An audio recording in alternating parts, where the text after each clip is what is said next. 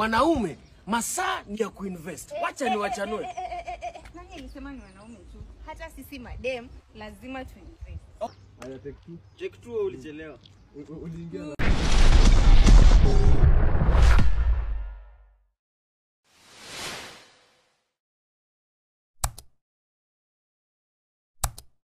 Good people, support Tanash K, Mr. Big Posy, and welcome to Tanash Kenya TV.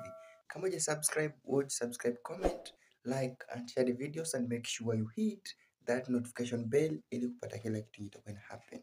So guys, tusikuwa tunaamini sana vitu ambazo zinafanyika online, kwa sababu there is this trending story ya Mlamwa na Ruth K, sijui Meno, sijui what. One thing is, okay, hata ukiangalia ile video yenye Ruth K alipost akiwa ameng'oa meno, hakuna vile nitang'oa meno alafu hapo ikuwe black. Think twice. Aya, acha ni story kwanza, hata si important sana. Director wa Mlamwa asha post video ambayo wameshoot 20 hours ago.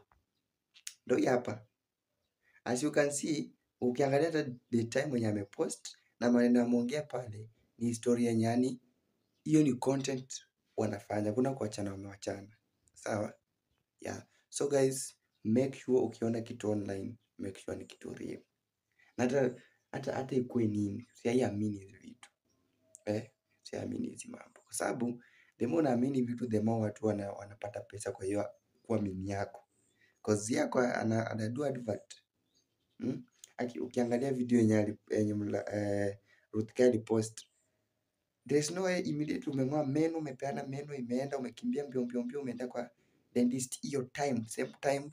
Dentist ni kama alikuwa ashapangwa, kwa sababu vile alifika tu hivi kwa dentist mbio kupelekwa kwa kitanda kuanza kuwekewa meno. As in, that is advert. You see? Yeah, so guys, ukiangalia vitu za online usiko naamini sana. So guys, story imeshare pale. Watch, subscribe, comment, like and share the videos, and make sure hit that notification bell ili kupata kila kitu itakuwa ina happen.